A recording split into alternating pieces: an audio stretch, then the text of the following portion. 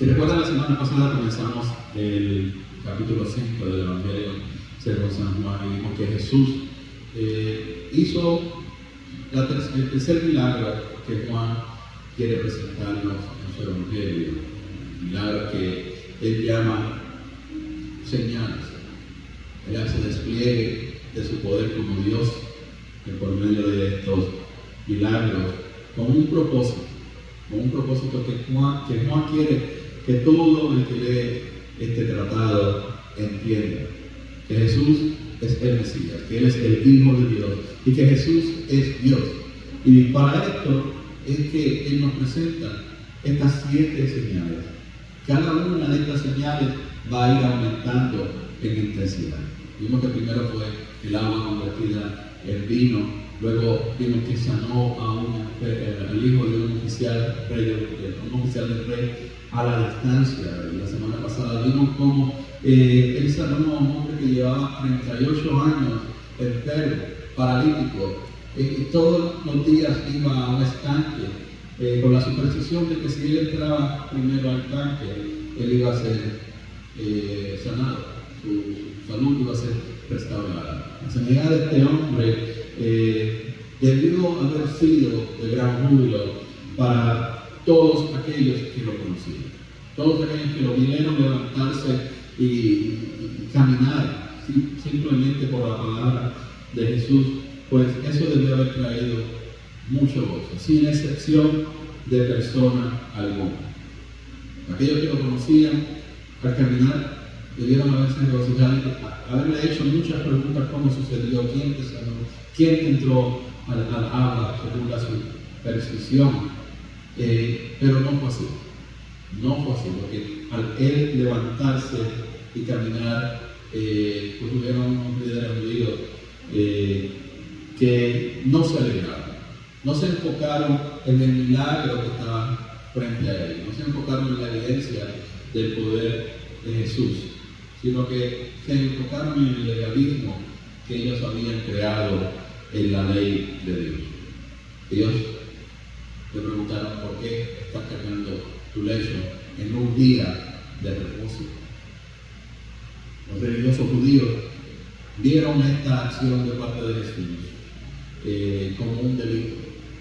Vieron que él estaba quebrantando la ley, estaba yéndose en contra de lo que Moisés había establecido. Y por eso ellos decían que tenían que matar a Jesús. Él estaba quebrantando la ley. Y Jesús, conociendo el corazón de cada hombre, él se dio cuenta de que estos hombres habían hecho un juicio en su corazón. Ellos habían tomado una decisión, que ya lo habían condenado para matarlo. Y lo primero que Jesús hace para contestar a este juicio que ellos habían hecho en sus corazones es hablarle de la autoridad como hijo de Dios. No como un hijo de Dios, sino como el hijo de Dios. Era tan importante para aquellos judíos religiosos que reconociera a Jesús como aquel que ellos esperaban, que vemos que Jesús dice una frase clave 3 veces en ese discurso que él comienza en los versículos 19 al 29. De cierto os digo. Y eso es como les dije la semana pasada, cuando usted está en una clase y el profesor le dice: subrayen esto, porque esto viene en el examen, esto es importante. Jesús, al decir de cierto os digo, es precisamente lo que le está diciendo. Escúchenme con mucha atención lo que les voy a decir y entiendan lo que les voy a decir. Yo hago estas obras porque así como un hijo ve a un padre trabajar, así mismo va a ser el hijo. Yo veo al Padre hacer estas cosas, por lo tanto, yo también me tomo la libertad de hacerlas. ¿Que por qué las hago el día de reposo? Porque yo no he visto a mi Padre descansar, no le he visto dejar de orar.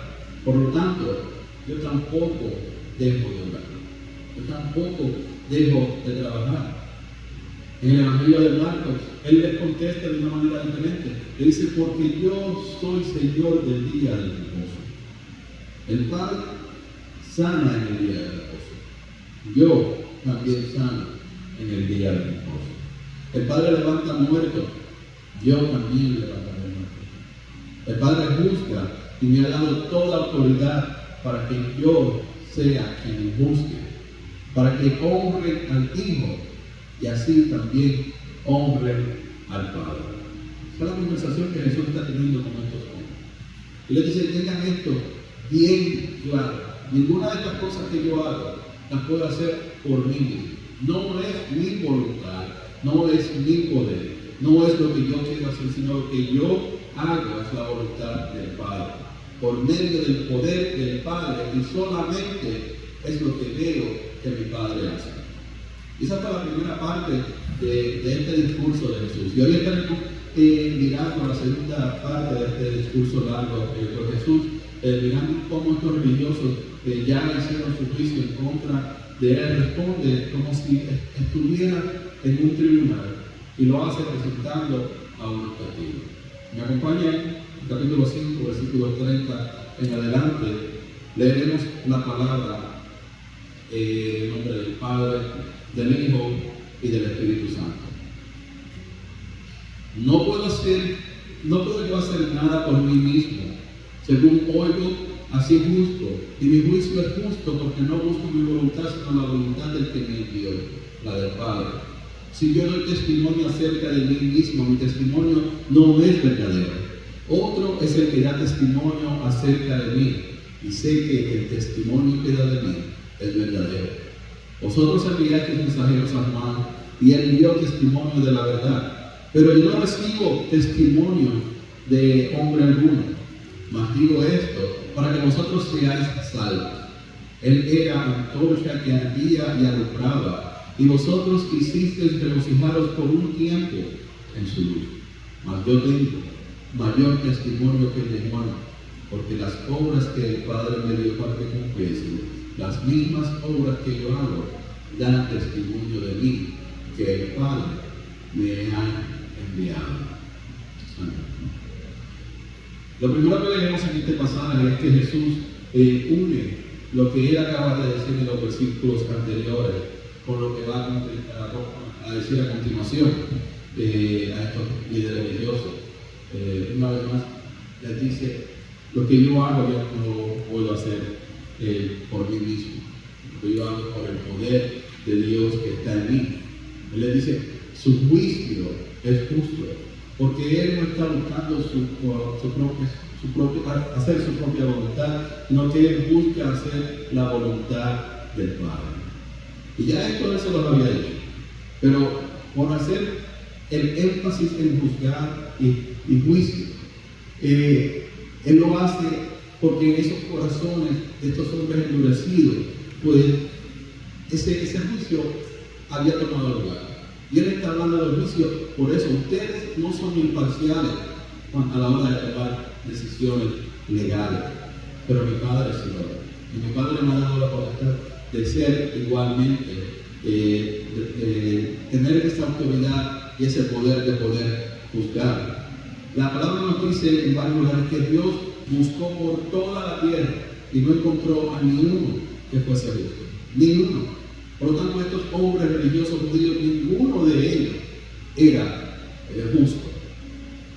Solamente Jesús tenía esa justicia en él, esa imparcialidad. Jesús no miraba la conveniencia de alguien, qué beneficio tenía inclinar su oído hacia esa persona. Él en todo momento estaba buscando los corazones de todos. La justicia de Dios es justa. Y eso es lo que Jesús le está diciendo.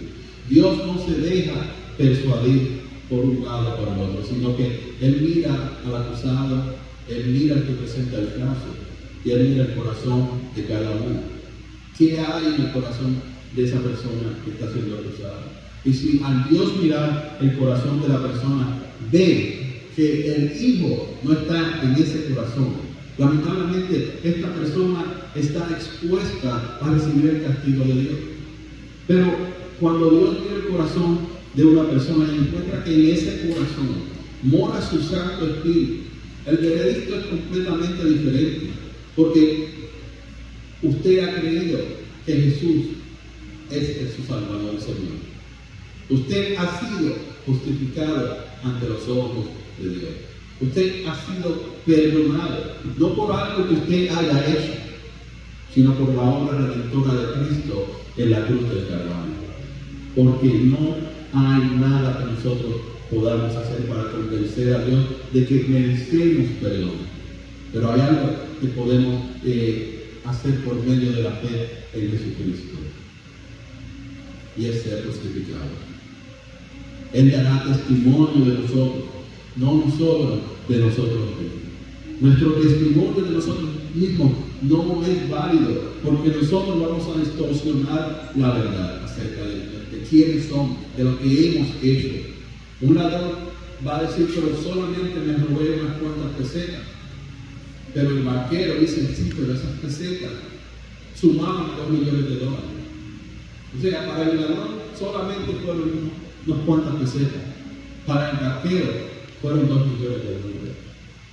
O sea, en todo momento vamos a distorsionar la verdad para lucir mejor de lo que somos. Esas son las cosas que Dios mira en todo momento. Una persona que no ha cometido algún delito va a decir que es buena, que ella ayudaba a los pobres, que hacía muchas obras de caridad, que donaba dinero al orfanato, etcétera, etcétera, etcétera. Pero no le va a decir que no creía en Dios. No le va a decir que su vida estaba sin Dios, que para él Dios era un mito. Ellos no van a decir eso en ningún momento. Para ellos eran una buena persona sin Dios. Ellos eran sus propios dioses. Así que es mejor traer a algún testigo, a alguien que dé testimonio acerca de nosotros. ¿Y a quién traería usted? ¿A quién llamaría a usted y le diría, ven y habla de mi padre, habla de mi persona y hazme lucir bien? ¿Verdad? Usted traería a un amigo suyo, usted traería a su madre, usted no traería a un enemigo, usted no traería a alguien que usted ha faltado el respeto. Pero si usted quiere que se escuche la verdad acerca de usted, ese es el tipo de persona que usted trae precisamente. Y no porque van a dar testimonio bueno de usted, sino que hay que poner en tela de juicio lo que ellos están diciendo también. Hay que ver qué es lo que se está diciendo y hay que investigar. Y es a eso que Jesús nos quiere llevar, a que ellos investiguen. Él pudo haberle dicho, aquí están mis discípulos, pregúntenle a él. Mi mamá vive en Capernaum, ¿por qué no van y le preguntan? Todo el mundo la conoce.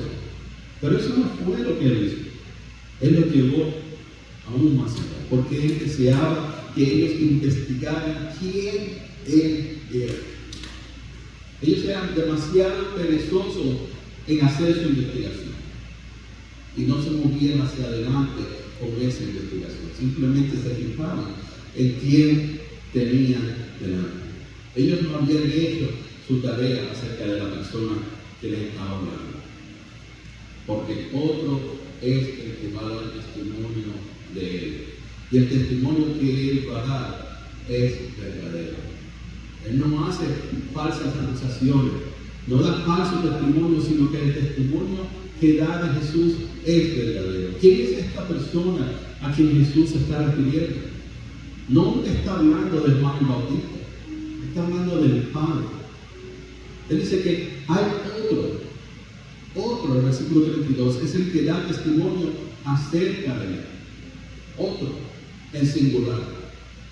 Pero después de que el Señor comienza a mencionar a varias personas y varias cosas que son sus testigos.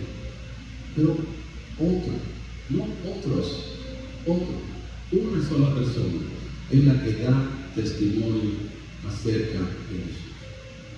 Inmediatamente le dice, ustedes enviaron mensajeros a Juan para que preguntara acerca de él. El primo de Jesús, ustedes lo enviaron para que él les contestara quién era. Pero ¿qué hizo Juan? Juan, un hombre que fue anunciado por un ángel. Su nacimiento fue un milagro. Y después de 400 años de silencio, Dios envió a este profeta. Un profeta Isaías dijo, sería la voz que clama en el desierto, preparando el camino para el Señor. Sin embargo, Juan no dijo, yo soy el profeta que habló de Isaías. Yo soy esto y lo otro. Ustedes no están oyendo mi testimonio. Juan se enfocó en que había alguien mucho mayor que él, de quien él no era ni siquiera digno de desatar su sandalias. Juan vino a dar testimonio de Jesús. Juan no vino a dar testimonio de sí mismo. Ese es el problema que tenemos muchas veces. Damos testimonio de nosotros mismos en todo momento y nos olvidamos de darle la gloria a Jesucristo. A recordarle al mundo lo que Él ha hecho por cada uno de nosotros. Lo que Él continúa haciendo por cada uno de nosotros en nuestras vidas. Y las promesas de que Él nos ha hecho, de lo que hará en nuestras vidas. Tenemos que continuar dando testimonio de Jesús y olvidarnos de nosotros. Juan dijo unas palabras muy claras. Es necesario que yo viva para que Él crezca, para que Él aumente en popularidad, para que todos ustedes pongan sus ojos en Él. Y eso es precisamente lo que Jesús quiere, que todos pongan su mirada en Él. Porque Él es el camino, Él es la verdad y la vida. Y quien lo ha visto a Él, ha visto al Padre. Quien ha visto a Jesús, ha visto el reino de los cielos. Pero hay que creer para poder entrar en ese reino de los cielos.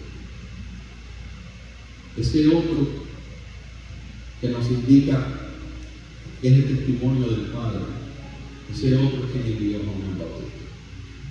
Él envió a Juan el Bautista para que hablara de Jesucristo, para que preparara ese camino. Juan estaba bautizando. Esas eran las obras que él estaba haciendo. Y eso le llamó mucho la atención a los religiosos y por eso fue que le enviaron mensajeros. Porque el rito del bautismo, de purificación, era para las personas gentiles que venían a la fe judaica. No era para que el judío se bautizara. Sin embargo, aquí no le arrepiéntanse y vengan y bautícense. Porque los estaba preparando para la llegada de Jesús, para que cuando Jesús públicamente se anunciara como el Mesías, ellos estuvieran listos para ese momento. Esto es lo que decía Juan. Y el testimonio más poderoso fue cuando dijo: he aquí el Cordero de Dios que quita el pecado del mundo. Y para todo judío buen entendedor, ellos entendían que ese Cordero era el Cordero del sacrificio del día de la Pascua celebrado en Egipto. El Cordero que nos liberó de la muerte. El Cordero por el cual se hizo el milagro y Faraón dijo: váyanse de aquí. Su Dios es demasiado poderoso. Ese es el testimonio que Juan hablaba acerca de Jesucristo. Y este es el primer testigo que Jesús menciona. Y es el primer testigo que, si recordamos en el capítulo 1, Juan, el apóstol, trajo a colación. Porque aparte de las señales, Juan ha venido trayendo testigos también. Y Juan el Bautista fue el primero. Y ahí fue que vimos cuando él declaró que este es el Cordero de Dios. Nosotros evangelistas nos traen la atención al momento en que Jesús fue bautizado. Y cómo los cielos se abrieron y se escuchó una voz que dijo: este es mi Hijo amado en quien yo tengo complacencia. Y ese es el segundo testigo que Jesús menciona aquí en el versículo 34, porque después de que le dice acerca del testimonio de Juan, dice: pero a mí no me interesa recibir el testimonio que usted en un hombre, mas digo esto para que vosotros seáis salvos. O sea, a ustedes les pareció bien el testimonio de Juan por un tiempo. En el momento en que él comenzó a presentarme a mí, eso no está bien. Pero ese testimonio de Juan, aunque muy poderoso, porque viene de parte del Padre, es un testimonio de hombre. Un testimonio que puede estar distorsionado. Como ustedes no van a creer en ese testimonio, déjenme decir que hay un mayor testimonio que el hermano. Las obras que el Padre le dio para que cumpliese, las mismas que yo hago, dan testimonio de mí que el Padre me ha enviado. Y anteriormente ya Él les habló de esto. Él les dijo: las obras que yo hago no las puedo hacer por mí mismo. El Padre que me envió me está dando el poder para yo hacer estas cosas. Yo simplemente estoy aquí para cumplir su voluntad. Yo estoy aquí para cumplir con la ley y mostrarles a ustedes que sí es posible cumplir con toda la ley. Que ustedes se quejen que esto aquí, esto acá, si no puedo cumplir esto, que no puedo cumplir lo otro. Yo vine aquí para mostrarles la verdadera manera de adorar al Señor, obedeciéndole en todo. No escogiendo las leyes que me convienen y poniendo las que no me convienen a un lado. No escogiendo las leyes que sí puedo cumplir y las otras, bueno, y pues más tarde. No, Jesús vino a hacer la voluntad de Dios. Y en eso estaban sus obras. Todos los milagros, todas sus palabras, todas sus enseñanzas. Él dice, no vienen de parte de mí, sino del Padre que me las ha dado. Me ha dado este poder y esta autoridad para hacer estas cosas. Si ustedes recuerdan cuando Nicodemo vino a donde él, le dijo, sabemos que viene de parte de Dios como maestro, porque las cosas que tú haces, nadie más las puede hacer. Sabemos que Dios está contigo. O sea, no era cualquier cosa. Ellos no eran tan ignorantes como parecían, simplemente eran duros de ser y sus corazones estaban endurecidos y no querían ver más allá de lo que estaba enfrente de ellos. No querían escudriñar como debían acerca de quién era este hombre, por qué tiene tantos seguidores, por qué los corazones de tantas personas se están volviendo hacia él, por qué es que esta enseñanza está revolucionando tanto. No, ellos lo veían como una amenaza, un hombre que estaba distorsionando sus costumbres, sus tradiciones y su manera de vivir, porque ellos vivían a su conveniencia. Ellos no querían escuchar nada de lo que Jesús estaba diciendo, porque las palabras de Jesús los confrontaban. ¿En qué condición estaba su corazón? Que no aceptaban lo que Jesús estaba diciendo. ¿En qué condición se encontraban ellos espiritualmente? Que cuando le pusieron enfrente la manera verdadera de adorar a Dios, ellos no supieron reconocerlo. La mujer samaritana hizo esa pregunta. La conversación entre la mujer samaritana y Jesús se volvió de darle un poquito de agua a dónde es el lugar correcto para adorar a Dios. Esa era la preocupación que estaba en el corazón de la mujer samaritana. ¿Dónde ella podía adorar a Dios? Los judíos decían que era en un monte y ella no era permitida de ir. Los samaritanos habían construido su propio templo en otro monte y ahí porque ella era mujer, pues ella no podía ir. Ahí porque los judíos decían que ese no era el lugar correcto y ella estaba confundida. Y la palabra de Jesús fue, va a llegar el día en que ni en aquel monte ni en este, sino que el Señor lo que busca son adoradores en espíritu y en verdad, que le adoren en todo tiempo, en todo lugar, sin importar el momento ni las circunstancias. Estos hombres no vivían de esa manera con esa preocupación. ¿Dónde puedo yo alabar al Señor? ¿Dónde puedo mostrarle mi verdadera adoración al Señor? ¿Dónde puedo yo ser fiel al Señor? Y las palabras de Jesús los confrontaban continuamente. Las obras de Jesús no le abrían los ojos porque estaban vendados y no podían ver más allá de lo que tenían al frente de ellos. Sus corazones estaban tan endurecidos que odiaban a Jesús. Odiaban a Jesús y procuraban matarlo por algo tan sencillo que ellos no comprendían. Que el día de reposo no se hizo para quedarse de brazos cruzados, porque el Padre nunca ha dejado de la atención. Que el Padre no duerme, sino que siempre está pendiente a su pueblo, a sus hijos. Siempre está pendiente de su creación. Y Jesús los confronta en uno de los evangelios. Le dice, si que un asno se cae en un hoyo, no lo vas a rescatar. No sean hipócritas. Yo vine aquí para hacer las obras de mi Padre. Las obras que ustedes están viendo y no están viendo el testimonio de lo que ella está diciendo. En el capítulo 2 vimos que Jesús purificó el templo. ¿Y qué es lo que mostraba esa purificación del templo? el celo del Mesías. El Mesías que ellos aún continúan esperando. El Mesías que ellos aún no han querido mirar porque ni siquiera quieren abrir las páginas de la Biblia, de nuestra Biblia, que contienen el Nuevo Testamento. Pero yo les digo una cosa, que si ellos abren las primeras páginas del Nuevo Testamento y leen que esta es la genealogía de Jesús, hijo de David, hijo de Abraham, ellos se darán cuenta que esas páginas fueron escritas para que ellos entendieran que la obra no terminó con Malaquías, sino que la obra continúa con Jesús. Dice el versículo 13: también el Padre que me envió ha dado testimonio de mí.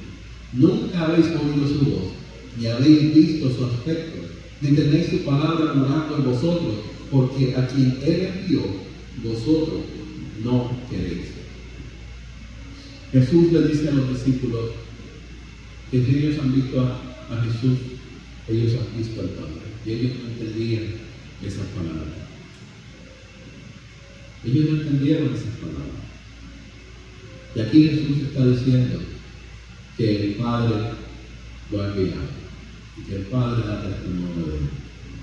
Y les dice: ustedes nunca han visto al Padre, no han visto cómo le luce, nunca han escuchado su voz. Muchos profetas vinieron en nombre de Dios a hablarles a ellos.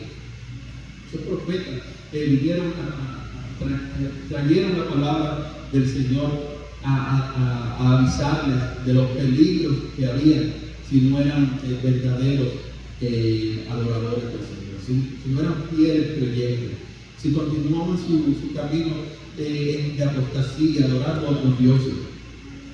Pero ellos no quisieron escuchar. ¿Por qué? Porque ellos veían un hombre hablando. Un hombre que venía en nombre del Señor, un hombre que venía a hablar las palabras de Dios, y ellos no quisieron escuchar. Y Jesús le dice: ustedes nunca han oído su voz. Ustedes nunca han visto su aspecto. Porque la palabra nos dice que aquel que mire a Dios y su gloria no mirá. Moisés le pidió querer ver su rostro y le dijo: no puedo mostrarte mi rostro. Yo pasaré por ahí y me darán mis espaldas, pero tú no puedes ver mi espalda.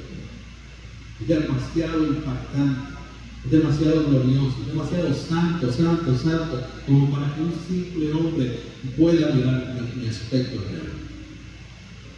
Pero Él se encarnó en un hombre, Él se encarnó en Jesús.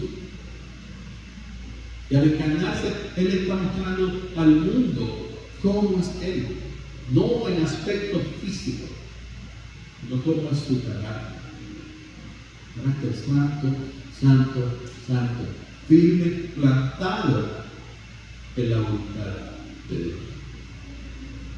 Plantado en los mandamientos de Dios, que Él obedeció hasta el fin. Cosa que no se le hizo fácil.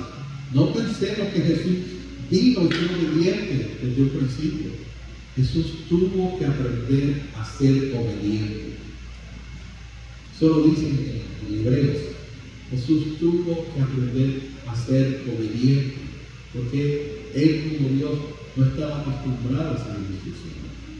Pero al Él hacerse hombre, Él tuvo que aprender a obedecer la voluntad de Dios. Tuvo que poner a un lado los deseos de la carne. Él se negó todo tipo de tentación, porque Él vivía con el Espíritu Santo morando en Él. Porque Él es Dios. Ni el diablo pudo tentarlo. Él no pecó en ningún aspecto en su vida. Que hubo momentos en que Él sintió ira, sí, pero Él no pecó. La ira que Él sintió fue por los asuntos de Dios, por el celo que Él sentía como el Mesías, por los asuntos, por los negocios de su Padre. Jesús en ningún momento pecó, sino que Él le obedeció al Padre y le dio toda la gloria y toda la honra a Él. Estos hombres nunca habían visto la voz de Dios, nunca habían escuchado la voz de Dios, nunca habían visto su aspecto. Y dice el versículo 38 que no tienen su palabra morando en vosotros. Miren que cuando en Jeremías se le habla del nuevo pacto, le dice que los mandamientos de Dios van a estar en nuestros corazones. Y estos hombres no tenían los mandamientos de Dios en sus corazones. No los tenían. Se los sabían de memoria, pero no tenían en sus corazones. Los podían recitar y aún los pueden recitar porque es parte de sus tradiciones y sus costumbres, memorizarse los mandamientos. Sin embargo, no viven de acuerdo a eso mismo. No viven de acuerdo a su palabra. Porque ellos mismos se ponen limitación en cuanto a lo que pueden y no pueden aprender en la misma escuela rabínica. Hay libros y pasajes bíblicos que le señalan a Jesús. Y porque le señalan a Jesús del Nuevo Testamento, ellos dicen no podemos leer eso. Y ustedes lo pueden confrontar y les pueden leer el pasaje bíblico y preguntarles de quién está hablando ahí. Y ellos inmediatamente dicen que eso es del Nuevo Testamento y ellos no hablan de eso. Pero cuando ustedes les dicen no, eso pertenece a su Biblia. Eso fue uno de sus profetas. Ellos se quedan sorprendidos. Y el profeta dijo eso. O sea, ellos no tienen su palabra morando dentro de ellos. Jesús se los está confrontando. Está diciendo, Juan dio testimonio de mí. Mis obras dan testimonio de mí. El Padre ha dado testimonio de mí. Y ustedes no lo pueden ver. ¿Por qué? Porque ni siquiera su palabra tiene morando dentro de ustedes. Porque Él me envió y ustedes se rehusan a creer. Es un rechazo constante que estos judíos le hacían a Jesús. Es un rechazo constante que aún hoy en día las personas le hacen al mensaje del Evangelio. Que nos rechazan a nosotros, nos insultan y tenemos ese evento evangelístico en las próximas 2 semanas. Y como les dije la semana pasada, prepárense espiritualmente, oren. Porque va a haber oposición. Van a haber personas que no les van a recibir. Van a haber personas que quizás van a insultarle. Pero nosotros con mansedumbre debemos presentar defensa en todo el tiempo. ¿Y por qué es que estas cosas suceden? Bueno, porque Jesús dijo, el mundo me ha aborrecido y el mundo me aborrecerá porque son mis seguidores. No crean que esto es algo personal en contra de nosotros, sino que es la posición en contra de nosotros. Cuando Saulo salió a recibir la iglesia y tuvo ese encuentro con Jesús, él no preguntó, ¿por qué estás persiguiendo a mis seguidores? ¿Por qué estás atacando a mi iglesia? Jesús preguntó, Saulo, Saulo, ¿por qué me persigues? Somos embajadores de Jesús. Somos su representante. Tenemos que darle la honra y la gloria a Él en todo el tiempo. Estos hombres judíos no reconocieron a Jesús por el testimonio de las Escrituras. Y Jesús les dice, escudriñad las Escrituras porque a vosotros os parece que en ellas tenéis la vida eterna. Y ellas son las que dan testimonio de mí. Y no queréis venir a mí para que tengáis vida. Escudriñad las Escrituras. Es una cosa muy importante en todo creyente. Pasar tiempo con este libro tan precioso. No es ponerlo en el carro para darle protección al carro. No es ponerlo en la mesita de noche con las páginas abiertas en el Salmo libre. Es coger la Biblia en nuestras manos y leerla. Si la quiere leer en un año, busque un plan. Pero más recomendable aún es que usted pase 3 días en un pasaje bíblico, meditando en él, saboreándose qué es lo que el Señor quiere decir. haciéndole preguntas al texto y diciéndole: Señor, ¿qué me estás diciendo tú por medio de tu palabra? ¿Y qué quieres tú que yo haga con esto que me estás diciendo? Estos hombres no pasaban tiempo con sus escrituras. Eran los más expertos, según ellos, interpretando la ley de Moisés. Pero no pasaron tiempo con nada. Los saduceos, que era una secta judía, descartaban totalmente todo libro que no fue escrito por Moisés. O sea, ellos se enfocaban en Génesis, Éxodo, Levítico, Números y Deuteronomio. Todo lo demás para ellos no tenía valor. Era palabra de hombre. Pero la palabra nos dice que toda escritura ha sido inspirada por Dios. No era simplemente un hombre escribiendo sus memorias.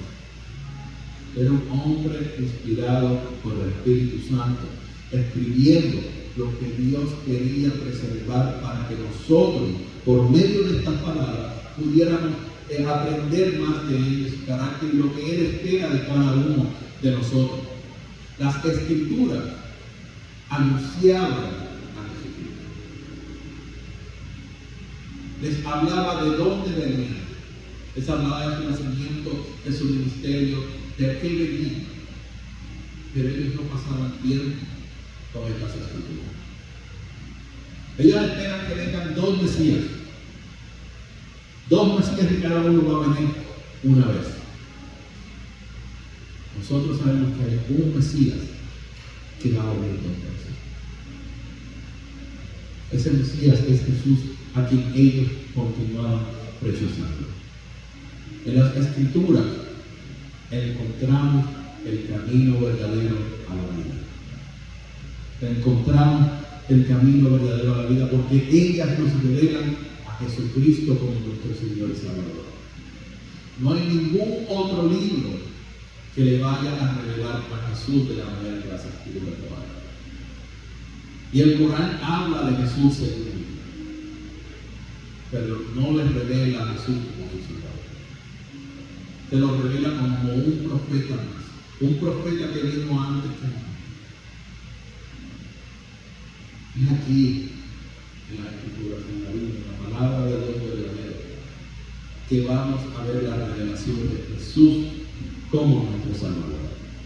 Desde el principio del libro, de Génesis 1:1, cuando nos dice que Dios creó los cielos y la tierra. Desde ese momento tenemos que ver a Jesús como nuestro Salvador, como el Redentor, como la esperanza del mundo.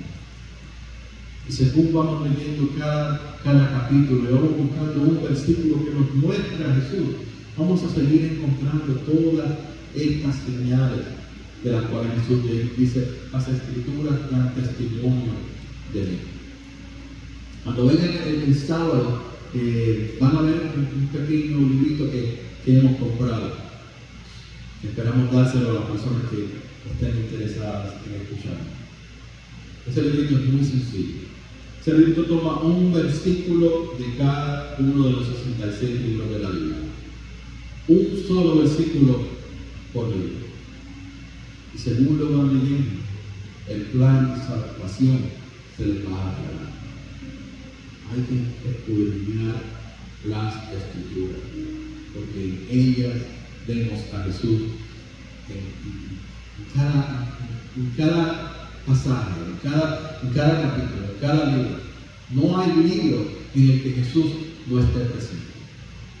Y a veces decimos: pero el libro de Cantares de los Cantares, eso es una poesía de amor, una canción, una conversación amorosa entre un hombre y una mujer. Por eso va mucho más allá. Eso es superficialmente lo que estamos viendo. Ese libro nos habla de la relación que tenemos como creyentes con Jesús como nuestro novio. Que al principio tenemos una relación fría con Él, pero según va progresando, según va pasando el tiempo, esa relación no puede continuar siendo fría, sino que cada día más tiene que ser más íntima, tiene que ser más penetrante, tiene que haber más proximidad, más cercanía, más amor entre el uno y el otro, hasta el punto que ya dejamos de empujar a Jesús a un lado, sino que nos damos cuenta que no podemos vivir sin Él. Ese es solamente el libro de Cantar de los Cantares. Que dice, ay, más difícil que el cual podemos ver a mí. Y todo lo demás tenemos que mantener el ojo abierto para ver a Jesús. Si usted abre la Biblia con el objetivo de ver a Jesús, usted va a ver a Jesús. Es como cuando usted está interesado en un carro nuevo. El carro que me gusta, póngalo en su mente. A mí me gustan las corbetas. Cada vez que veo una corbeta, no quiero mi cosa que digo que quiere comprar. Y si yo me propusiera comprar una corbeta y me la compro, y para mí esa era la corbeta que nadie más tenía, de repente todo el mundo ve esa corbeta en todos los árboles, en todas las calles. ¿Por qué? Porque ahora es mi carro. Ahora está en mi carro. Así mismo es cuando usted va a la Biblia.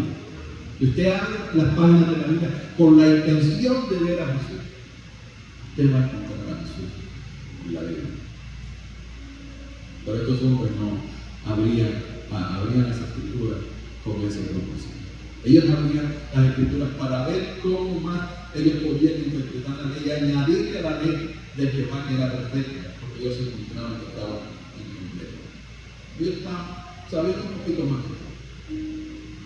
Decían, no queréis venir a mí para que tengáis vida. Pero como lo dije, en las escrituras hay vida porque ellas nos llevan a conocer a Jesús. Y si nos llevan a conocer a Jesús, pues tenemos que encontrar la vida eterna, porque vamos a aceptarlo como nuestro Salvador. El libro bien bonito, me gusta mucho la biografía, se llama Buscando la Verdad, Encontrando a Jesús. Lo escribió un varón musulmán sumamente inteligente. Y él creció musulmán. Y él siempre, cuando era niño, los niños cristianos, pues se le acercaban a él para debatir con él acerca de Jesús. Y él siempre ganaba ese debate. Pero siempre era el niño cristiano el que se le acercaba. Pero él llega a la universidad y se encuentra con un muchacho cristiano y lo ve estudiando la Biblia. Y se sorprende y le dice, ¿tú lees la Biblia? Claro que leo la Biblia. Él no pensaba que nosotros los cristianos leemos la Biblia y pasamos tiempo con ella. Entonces, esta vez, él no esperó a que el joven cristiano iniciara el debate, sino que él dijo, yo lo voy a responder. Y terminó sumamente confundido. Y el muchacho cristiano lo que hizo fue ponerle tarea. Si de verdad tú crees eso, muéstrame toda la escritura. No la encontraba. Ok, ahora tú buscas las mías. Y él buscaba las escrituras y terminaba confundido. Y poco a poco el Espíritu Santo fue obrando en él. Hasta que un día estaban sentados a la mesa comiendo. El muchacho musulmán, ya en secreto él había aceptado al Señor. Y él dice, yo voy a hablar con los Señor. Y al terminar su oración, digo, en el nombre de Jesús, amén. O sea, el Espíritu Santo obró en él. Pero fue el proceso de él mismo, escudriñando las Escrituras, buscando la verdad de Alá, con quien se encontró. Fue con el único y verdadero Dios, con Jesús. Se convirtió en un tremendo apologista de la fe cristiana, presentando la verdad acerca de Jesús y lamentablemente murió a la edad de 34 años por un cáncer con el páncreas. Pero ese corto tiempo que él tuvo de conocer la verdad, él no cayó.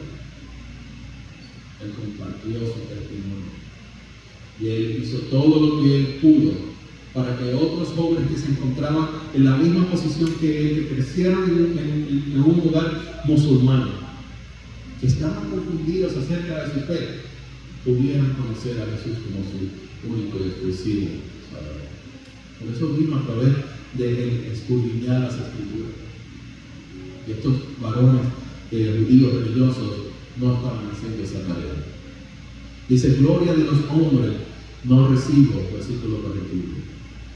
Mas yo os conozco que no tenéis amor de Dios en vosotros. Yo he venido en nombre de mi Padre y no me recibís. Si otro viniera en su propio nombre, a ese recibiréis. ¿Cómo podéis vosotros creer, pues recibís gloria los unos de los otros y no buscar la gloria que viene del Dios único? No penséis que yo voy a acusaros delante del Padre.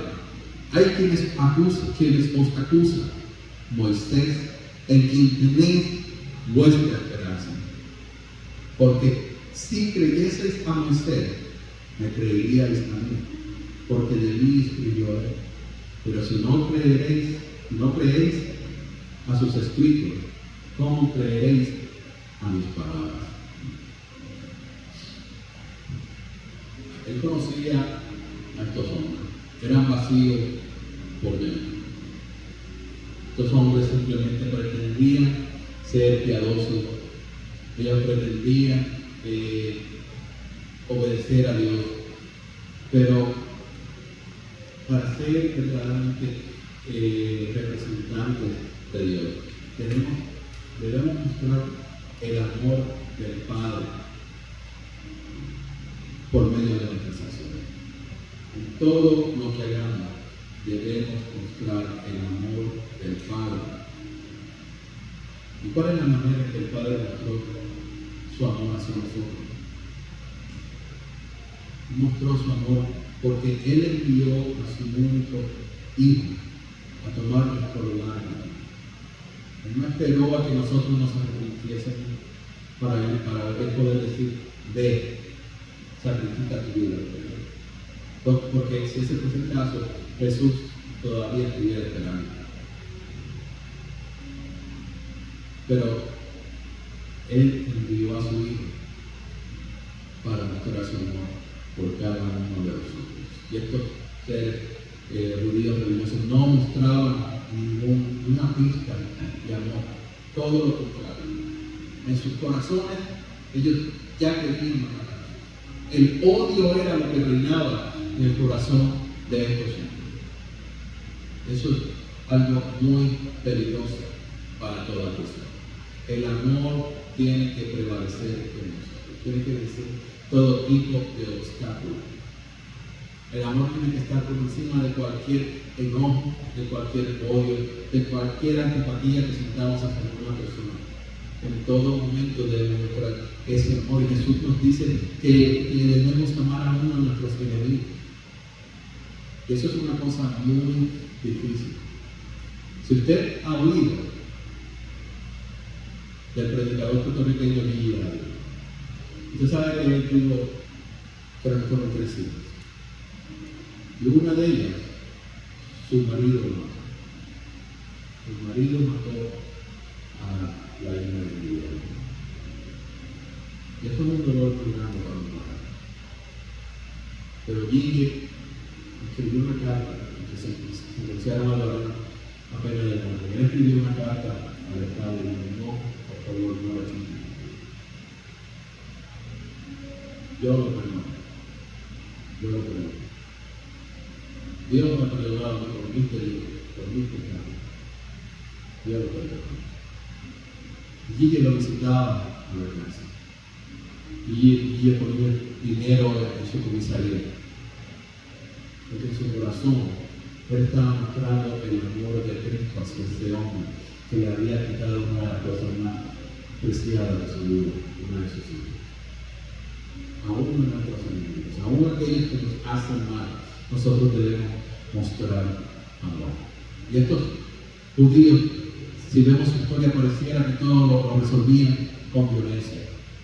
Pero el profeta los mandaba, a Jesús lo mandaban a crucificar, a Esteban lo apedrearon.